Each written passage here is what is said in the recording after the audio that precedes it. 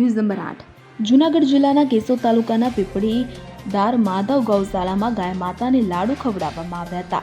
ત્રિલોકના પીપળીધાર ખાતે આવેલ ખાખીચાર સંપ્રદાયની જગ્યાએ રામ જાનકી મંદિર ખાતે માધવ ગૌશાળામાં ગાય માતાને ગોળના લાડુ ખવડાવવામાં આવ્યા હતા। લાડુ માધવ ગ્રુપની બહેનો દ્વારા તૈયાર કરવામાં આવ્યા હતા। દર 11ના પવિત્ર દિવસે મોટી સંખ્યામાં બહેનો ઘઉંના લોટ અને ગોળના લાડુ બનાવી ગાય માતાને ખવડાવવા સેવા આપે છે। એવી જ રીતે ગત 11ના બહેનોએ ગાય માતાને લાડુ ખવડાવ્યા હતા।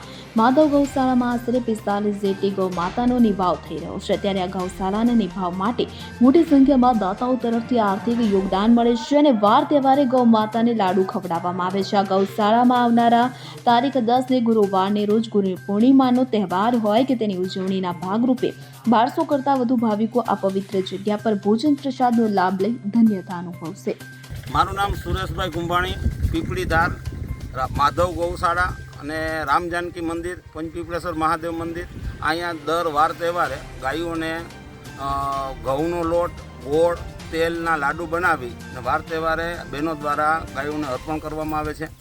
આ જગ્યામાં હાલતા અને ચાલતા બહેનો દ્વારા ગૌ માતાને, નાની નાની વાછળીઓને ગોળના લાડુ ખવડાવવામાં આવે છે। એવી અહીં ધાર્મિક કાર્યક્રમ થાય છે ને આવતા સમયમાં ગુરુવાર ને 10 તારીખ ને ગુરુ પૂનમનો ભવ્ય મહોત્સવ છે।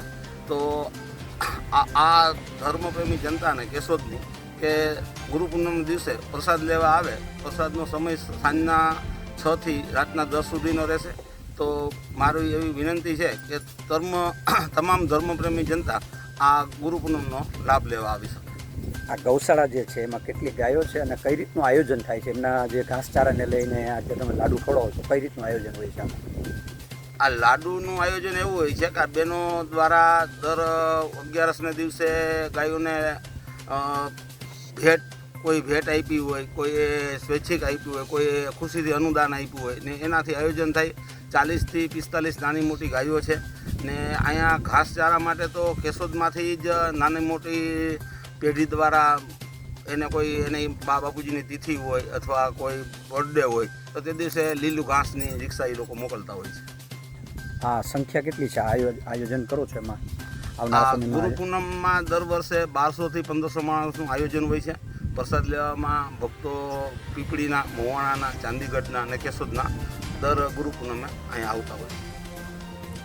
અનિરુદ્ધ બાબરિયા સાથે CN24 ન્યૂઝ કેશોદ। હવે જુઓ દેશ દુનિયાની તમામ ખબરો તમારી આંગળીના ટેરવે। ઉઠાવો મોબાઈલ અને Google Play Store પરથી ડાઉનલોડ કરો અમારી CN24 ન્યૂઝ મોબાઈલ એપ।